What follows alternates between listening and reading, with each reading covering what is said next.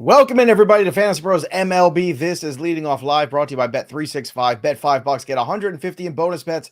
When you do, it's me, Joey P. That, of course, is the Welsh, and it's you, the Peanuts, and the Cracker Jacks. And we are a baseball show first and foremost, right? Fantasy baseball, a little bit of betting, a little bit of this, a little bit of that. But at the heart of all of us here at Fantasy Pros MLB, we just love baseball. And unfortunately, baseball lost an absolute legend last night at 93 years old, arguably, or in my mind, probably the greatest all-around baseball player to ever play. Willie Mays, unfortunately, left this world, but what an incredible legacy he left behind. Almost 3,000 games played in 23 seasons. A guy that played a lot of games at Candlestick Park and still hit over 660 home runs. A guy that maybe could have hit even more, depending on what other ballpark he might have played at. He had speed. He had grace. He was important culturally as much as he was on the field. He was that important off the field. And Welsh, I think we all knew that Willie Mays was, getting very up there in age. We'd see him on occasion the last 5-6 years go out there for a moment before a game or a special event. And, Willie Mays, an icon in Major League Baseball, an icon in San Francisco baseball and New York baseball too. The catch, the moments there, on deck for the Bobby Thompson home run. He was just a part of this game and all of those incredible moments through the 50s and 60s and even into the early 70s. A huge loss for Major League Baseball, a huge loss for the baseball community at large. But what a life, what a career when you look back at everything that man accomplished. I was thinking to myself, because I tweeted icon, like he's iconic. Mm-hmm. But the catch, like top five, like if you're thinking of all the moments that we've had in baseball, like what are the imprinted baseball images or short clips? Sure. Is there anything bigger than the catch that comes to your mind? It's absolutely top five, if not top three.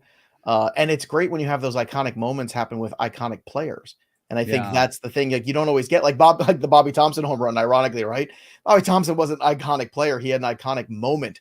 And I think that's something that you go, oh, wow, that's pretty amazing. Like the images that are imprinted. Like I have that image of, Hank Aaron and the two fans coming out and kind of as he's circling second base over to third, like that is imprinted. The catch is probably the tippy top.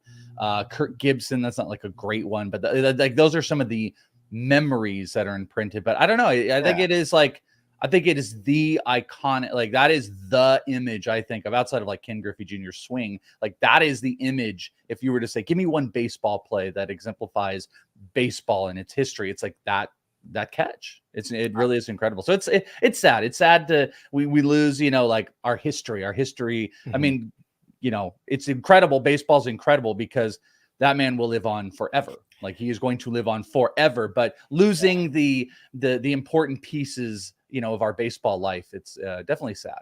Oh, absolutely. But again, you rejoice in incredible career, incredible life too. I saw a thing too, you're seeing all these, amazing stats and facts about Willie Mays, which is really cool. You see the ones about, he won 12 gold gloves more than anybody else, but they didn't invent the gold glove until he was in the league 6 years. So he probably would have wanted another, 4 or 5 possibly. Also, I saw somebody on MLB Network bring up an amazing point too, which is, you can argue that Josh Gibson was the best player in the Negro Leagues. You can argue that Babe Ruth was the best player in Major League Baseball before integration. But once baseball was integrated, it's hard to argue. And when the playing field was everyone together, it's hard to argue there's ever been a more complete player than Willie Mays. I think he is in terms of speed, power, in terms of defense, all of those things. I mean, he was the complete he is the prototypical complete 5-tool player. And again, sad news today to start us off in baseball, but that's okay, everybody. Boys and girls. Well, I just wanted to say this one thing real quick.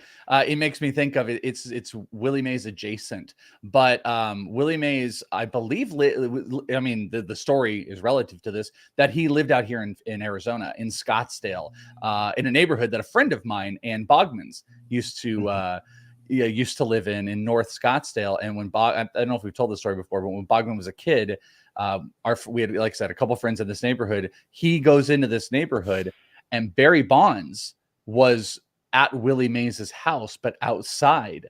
And Bogman, a little baby Bogman, little tiny Bogman, went to go out and try to get not Willie Mays's attention, but Barry Bonds' attention. And Barry Bonds yelled at Bogman and told him to go away. Yeah, that sounds about right. So again, kind of a sad opening to the show today, but we wanted to pay tribute to the greatest. I mean, to be honest, that's what it is. So we wanted to make sure we gave some weight and some time to that today. But again, we want to leave you with some fun too. So on the show later today, we have a little bit of fun for you. Our producers put something together, very amusing. So stick with us to the end of the show. We're going to show it and debut it. A special new intro for the show we're going to be using, hopefully, going forward. But look, we're here to talk about baseball too. So let's get in there and talk about some baseball. Let's talk about headlines. Bo Bichette going to the IL with a calf strain. That's the biggest one. We just said this yesterday. We said, well, when Bo Bichette gets traded, that'll be the end of the season for the Blue Jays. Orelvis Martinez is the guy taking his place. Welsh, there you go. I mean, this is the perfect storm of things that we've been talking about in the last week. So I'll let you take it from here. What does this mean for the Blue Jays, and how do fantasy managers recoup from this one? I mean, what does it mean? It's a great question. I don't know what I think Toronto is 1 foot in, 1 foot out, as we said yesterday, and it's going to continue for a couple of weeks. The relevant part of it is Orelvis Martinez is finally up. I'm just not as big on Orelvis Martinez as a lot of other people. Mm-hmm. He's shown exactly who he's always been. He had this huge big up, which, hat tip to him in the crazy start to the year. He had like that April where I think he had like only one game where he didn't have a hit. He was awesome. Then he tapered down and he went into a big tailspin where that batting average dipped, I think around 230. He's restabilized again. He's cut his strikeouts down from years past, but there still is a swing and miss element to his game. He obviously has got some really big power. He does not have the contact ability of Bo Bichette. So this is a very different player that you're going to see, but a very fantasy relevant player. If he clicks, I just don't know if he's going to click right out the gates, but this is one of those guys that you go and pick up. You all the analysis and you just go and pick them up, as long as you're not sacrificing something that is really, really important, because I think maybe the most glaring thing with rookies in general this year, they've just kind of all been failures. Like there's very few that have actually really worked. So I would hold on to see if this does stick, because they could maybe put him in another part of the lineup, but this is a power chase. I'm not holding my breath on Orelvis Martinez long-term, but again, pick him up. Tough couple weeks here for the infielders, or week, I should say. Bo Bichette, Mookie Betts, yikes. Walker Buehler, also more Dodger news, considering they're putting him on the IL possibly because of yesterday's performance against the Rockies. They used a term. Have you heard this before? They said they were going to give him a blow. And I was yeah, all the time. Excuse me? Yeah. Oh, no, that's an old one. Yeah. Willie Randolph was famous all the time. He would say all the time. And this was kind of before, social media has, really took over things. I can only imagine, but he used to say, yeah, we're going to give Jimmy a blow today and this guy a blow tomorrow and blah, blah, blah. How about a rest? No, I mean, you can have a rest. Want to have a sit? Let's have a sit, not a blow. But that's what I'm saying. I mean, he had 8 starts since he's come back from Tommy John, a 5.84 ERA. He, whatever you need or whatever he needs, get him whatever he needs, because that guy needs something. I was in Bull Durham, I feel like. A blow? I think it might have been. No, but that is a common baseball ism. Oh yeah, I can't believe you've never heard that. That's weird. I like vaguely have seen, but I don't think in recent history of someone in like news articles be like, yeah, they're talking about giving Walker Buehler a blow, and I was like, we could just say rest. We have enough words that we can say he's going to rest or sit for a little bit. Yeah, I would. I agree. Also, Landon Knack might be the guy getting called up.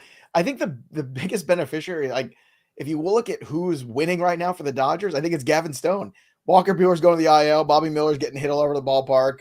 Kershaw's still a month away, and Yamamoto's on the IL. Like Gavin Stone right now looks like a major buy for me. Like I'd be trying to get this guy everywhere. Yeah, I mean, you maybe have to get anywhere. And he's not going anywhere, but you do have to give like some consideration to what his like this team the rotation they put out and how many innings are really comfortable going. It's been, he's had a really great year.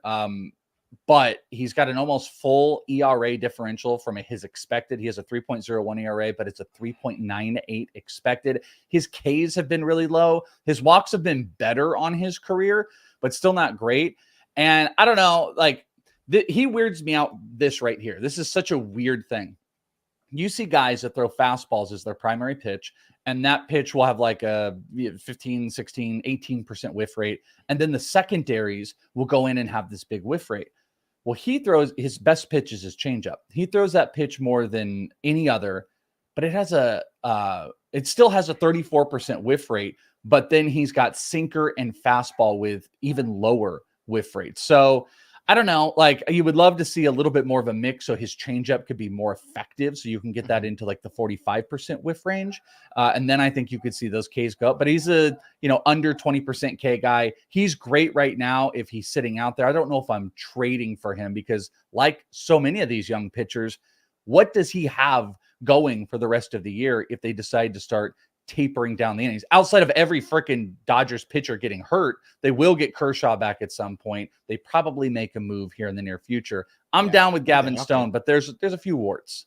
I'm just saying Gavin Stone for the next 2 months is a good investment.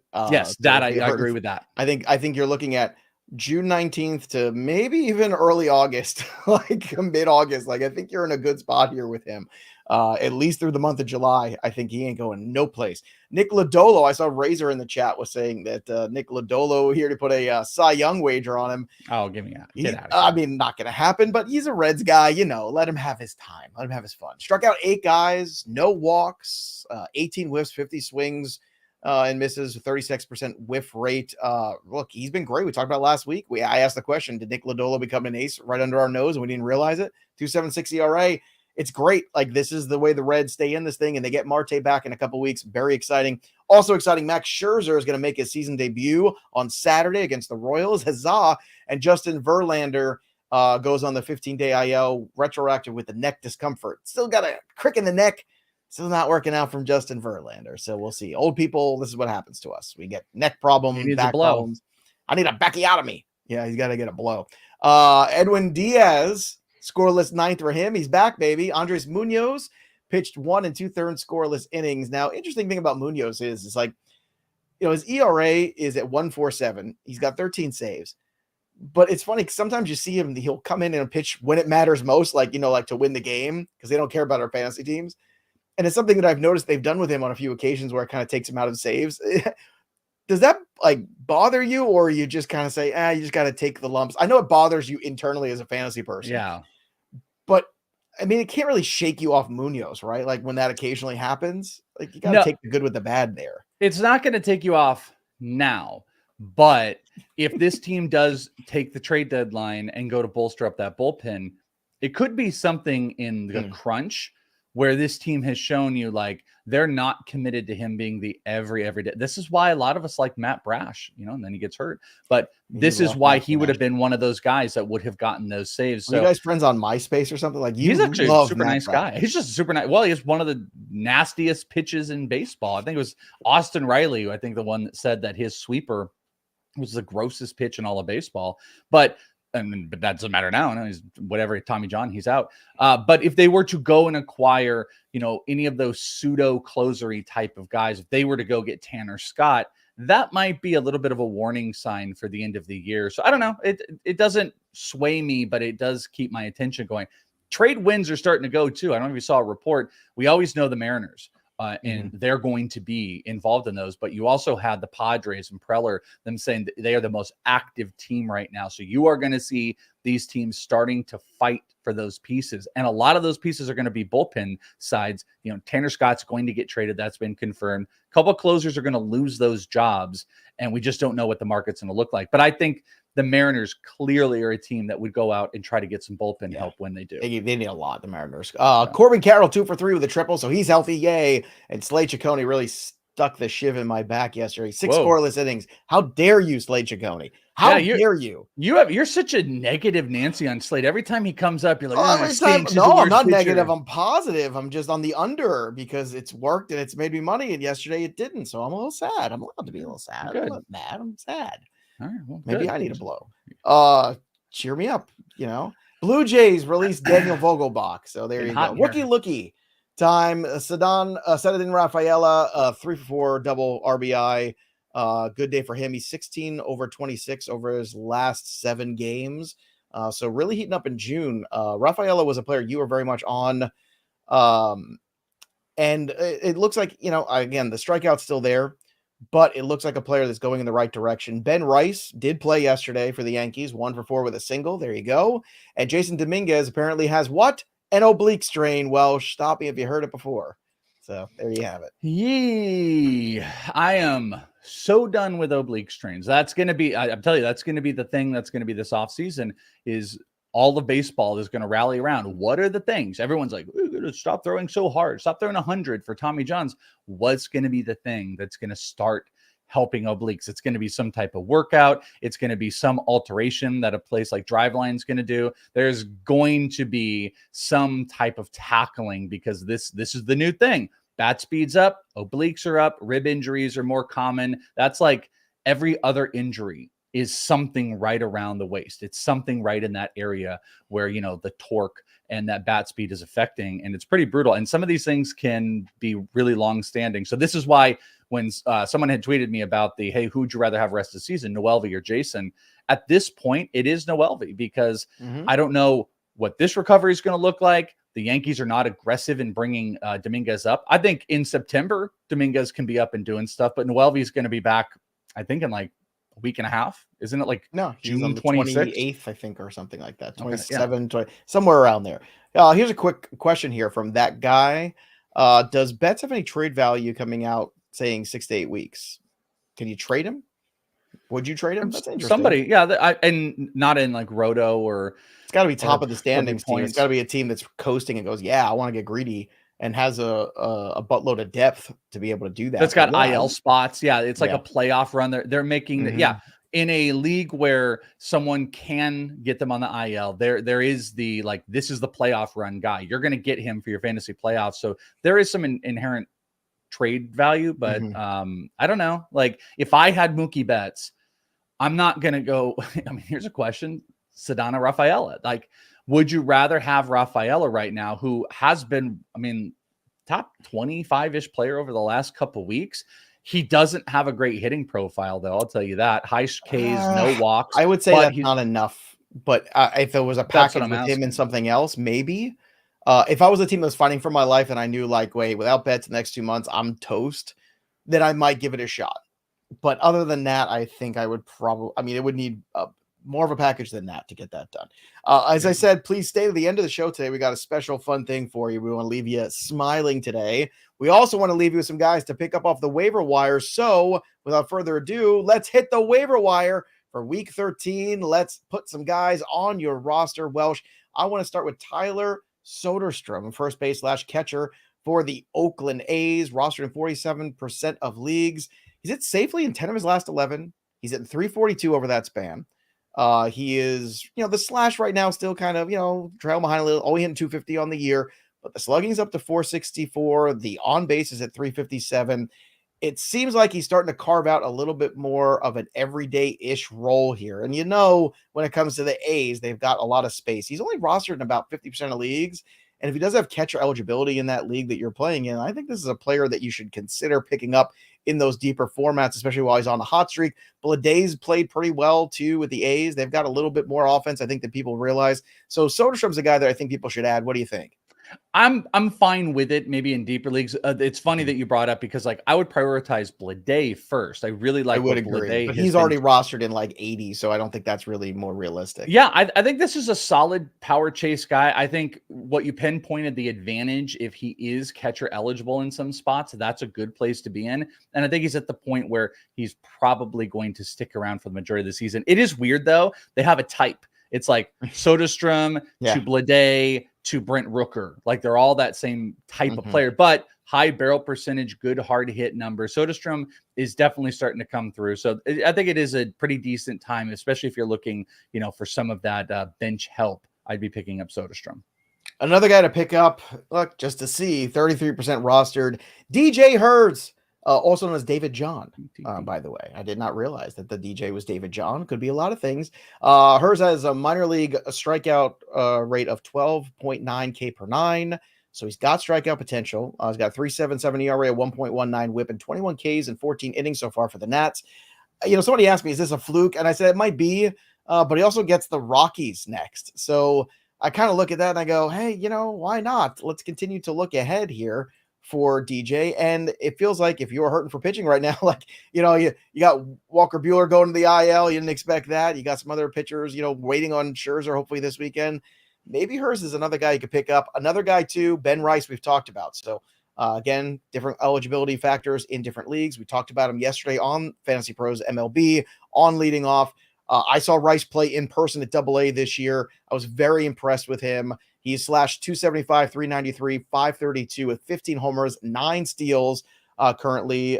And look, he walks too. So this is a guy that can help you. And those numbers between AA and AAA. Rizzo's been terrible. Rizzo's on the IL. I think you see what Ben Rice can do. Either Rice is part of a package that they move at some point, or maybe Rice is part of the solution to what ails him at first base.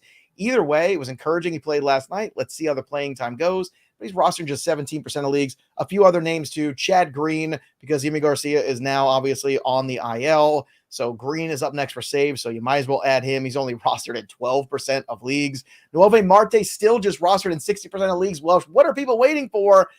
This is driving me crazy. It's like going up like inch by inch. And Clayton Kershaw, too, only rostered in 64% of leagues. But Marte is going to be back sooner. So Green, Marte, Kershaw. Those are 3 other guys to add this week on the waiver wire. Welsh, any guys for you that you're looking at in the waiver wire, too, that you're like, yeah, or maybe one of these guys that I mentioned needs to be ASAP or super aggressive on? I think Noelvi should not be out there anymore. I think this is the play. Kershaw, I think we're maybe a tiny bit early, but the ownership is there. I think he's a great pickup, especially for a Dodger team that needs to pick it up. And I will say with DJ Hurst, I don't personally believe, I like when someone asks, is it kind of a fluke? I said it was, but it didn't matter. That's what I said. But I like him as a streamer. To your point, I like him going up against a Colorado team. Right. I don't think it holds. He has a 40% whiff rate on his fastball, which is not a sustainable number. So those strikeouts are going to come down. The effectiveness on the fastball comes down. If the secondaries keep going, I think he's a solid streamer at this point. And that's what a lot of these pickups and SPs are, is finding good matchups. So the Colorado matchup is a good one. You pick some good names here. There you go. Make sure you go and add those names. And, of course, go to FantasyPros.com to see all of the waiver wire articles over there as well for you. That is Week 13 waiver wire with Joey P and the Welsh. All right, let's get to 3 up and 3 down real quick. Mark Vientos, 3 for 5 with a dinger. Nick Castellanos, 4 for 5 with a game-winning double. And Zach Geloff, 3-run homer, 2 for 4. Starting to heat up a little bit. A little stolen base, too. Get him out of that 9-hole. Come on, A's. What are you doing? Let's go. All the A's today. So they got too many good. They got too many good hitters, Joe. They got Tyler Soderstrom and JJ Bleday. What do you do with a Geloff? What do you even do? 3 down. Severino for the Mets. No bueno. 6 runs. 6 1/3 to the Rangers yesterday. Griffin Canning, he lost 6 runs, 5 earned, 5 innings. Lance Lynn gave up 6 runs, 5 of them earned on 10 hits. But you know what? Too. And I made money on that too because I went hard on that game against Lance Lynn. So that was a good day. Was 5 innings, 89 pitches with 4 strikeouts. And I went, oh, here we go. Because if you remember yesterday, I had the strikeout parlay. Lodolo needed 6, nailed it. Needed 5 from Lynn. He comes back out for the 5th or the 6th, 89 pitches in, immediately strikes out the dude, gets it, and then a homer, Christian Bettencourt. He stinks, but boy, does he stink in just the right way where we were able to cash. Thank you, Lance Lynn. And look, Grimace still alive, right? Now it's 7-0. So we got to change the thing. So because the Mets had a comeback way. Can't be defeated. By the way, did you ever look at the tweet that I sent you yesterday? No. What did you send? I sent you the Devin Sawa tweet that I said I couldn't say here to talk about it on the air. Oh no, I totally missed it. I didn't see it. Now I gotta send it to you again. All right, Aaron Judge told everybody that the X-rays and the CAT scan on his hand came back negative, so that's good. After yesterday, everybody was panicking, as they should. Rightfully so. Yeah, rightfully so. But we'll see if he's back in the lineup today. I doubt it. Westberg for the Orioles, day-to-day with hip soreness. Charlie Blackmon came out yesterday with hamstring tightness. Candelario removed from Tuesday's game against the Pirates with just tendonitis and some general fatigue. Jordan Lawler, your boy with the Diamondbacks, diagnosed with a grade 1 hamstring strain, so you won't see him for a month. Abreu from he's just always hurt. He's unreal. Like, he just got back. Like, that dude, he got hurt after I went to his second professional game, hurt right after, got hurt again, and then he was out for that guy is, I don't know if it's injury prone or injury plagued. He has a big picture of Anthony Rendon in his locker, right? That's his hero. Michael Wacha threw 4 scoreless innings. Did you see them, Welsh? That's the most important question.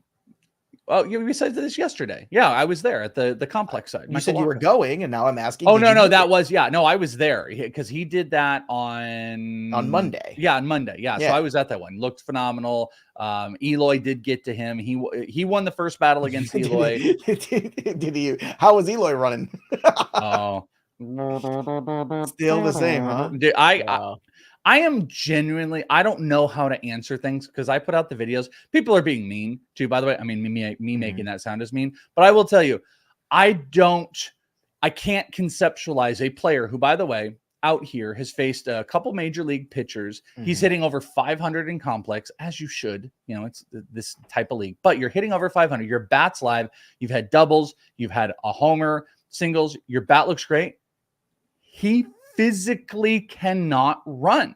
Like, what are they going to do? I have never in my life, as long as I've been going to complex and watching the Dominican Summer League guys that come up to major leaguers rehabbing. I've seen a gajillion major leaguers rehab. I have never seen a player move like Eloy Jimenez is doing, not just in one game, but another. He doesn't physically look like he can play, but he can hit. So I don't know what they're going to do when he's ever going to leave and how he's going to get right, because there is something so clearly wrong. He cannot run. He is moving like a 70-year-old. Like, he's literally, I saw a video of like this 100-year-old guy who was in a marathon. Like, Eloy can't do that right now. Yeah, I saw that. Yeah, I did. It's amazing. It's amazing. Amazing. We're not in marathons. He's 26 years old. He's like 27. Yeah, he's 27, I think, right? That's Kobe crazy. Mayo is back. That's great. So we'll keep an eye on that. He returned yesterday to AAA. Alek Manoah did finally have his Tommy John on Monday, by the way. Cubs put Mike Tauchman on the IL with a groin strain. Steven Matt's getting a second opinion on his back. That's not good. And Mike Trout told everybody he has not resumed running and remains without a definitive timeline. So in case you thought you were getting Mike Trout back anytime soon, you're not. Not happening. But that's okay, Welsh, because we have more things to entertain us, like the best bets of the day with Joey P and the Welsh. Make sure you place your bets at bet365. Bet $5, get 150 in bonus bets when you do with the promo code leading off. And of course, don't forget, 18 or over in Kentucky. Gambling problem? Go 1-800-GAMBLER or 1-800-BETS-OFF in Iowa. Terms and conditions apply. Keeping it simple. Got a lot of day games today, so look into the evening. Royals on the run line, -1.5, +105 against Oakland. And of course, Cole Reagan's on the mound, and I'm going to go over on his strikeouts, 7.5 at -115. You compare them together if you want, get almost 3-1. That's a nice day at the office if you can get it. So Reagan's returns, and of course, we're going to have Garrett Cole back today. So I assume the stadium's going to be rocking tonight for the Yankees. And that means Juan Soto, not Garrett Cole props. Juan Soto, over 1.5 total bases at +145. This is one of my favorite bets on the board today. Smash that plus money. I love it. Juan Soto +145. Welsh, what do you have here for the people here for Wednesday? Well, I see Carlos is back in the chat, and guess what Carlos is doing? He's trolling a little Brandon Pfaadt, saying, oh, Brandon Pfaadt's going to get annihilated today. Well, listen here, bro. No, I'm not going to do that, but I am going to back Brandon Pfaadt, and I am going to back the Diamondbacks today on The run line -1.5. They're going up against Patrick Corbin. He's a gift. No, Patrick Corbin. So Arizona Diamondbacks to win by over 1.5 runs. That's almost even money, -105. I love that one. I also love your Kansas City bet. I'm with that. Kansas City run line -1.5. Also, I found it at -105. And then I'm going to do another strikeout parlay like I did yesterday. I pared down the strikeouts of Lodolo and Lynn. The Lodolo side, I think, would have hit no matter what. The normal over, Lynn would not have. So we pared it down. We cashed that. We got another one. I really, really was battling with Garrett Cole because I don't think he's going to go deep into this game, but I also don't think they're going to pull him at like 70 pitches. And this is a pretty, Baltimore team, it's a decent matchup to get some of those strikeouts in, but I just didn't feel comfortable taking the 5.5. So I'm taking him at 5 strikeouts. And I'm pairing that with Taj Bradley in his straight over 5.5, which is pretty juiced up. That gets me +130. So it's Bradley at 6 strikeouts, Garrett Cole at 5 strikeouts, comboed together for plus money. That one I really, really like. And that probably one of my favorite plays of the day. Might add 1 or 2 more. bettingpros.com/Welsh, bettingpros.com/Joe. And you can check out a tweet I shared. Very cool new share feature on the Betting Pros app for anybody that, don't want to share the losses, but you get some good wins. It's just an easy little button next to singular bets, time periods, how you've done over the last day, 7 days, month, 3 months, whatever it is. They're making it easier to share so you don't have to do the copy, paste, then like I put in my tweet, edit out your battery life so people freak out and shame you for having 12% battery and charge your stupid phone. You can just literally share, boom, go and check it out. Download the Betting Pros app today. Those are the best bets of the day with Joey P and the Welsh. All right, Welsh, it's time to get to home run calls. And everybody stick around after home run calls because, again, we've got something really fun for y'all. A fun little video that was put together. So we hope you enjoy it. Want to leave everybody happy on a hump day. Also, right after the show, go to Discord, fantasypros.com/chat for cleaning up, or just go to fantasypros.com/cleaning up. Join us after the show for the show after the show, where we talk to you about what happened on the show and then maybe some more stuff with the show. I am going with Juan Soto for my home run call. Welsh, where are you going today? Give me Mr. Christian Walker, maybe 2 against Patrick Corbin today. So yes, Christian Walker on the home run call back in my D-backs. There you go. And we still got, is that B-Trot at the top of the board at 25 and South African G at 25 and Elscale at 25 along with Pazzi. So 4 tied at the top of the leaderboard, 25. I'm still sitting at 20, but still in striking distance. So maybe get a couple here today. So again, we started the show off, a sad note because of Willie Mays passing, but we wanted to leave everybody smiling today. So this is hopefully going to be our new intro for the show. A credible shout out to Michael Callie, who put this together, our massive talent in our production team at Fantasy Pros. So if you like 90s sitcoms and you like leading off because, well, you're here every day, check this out.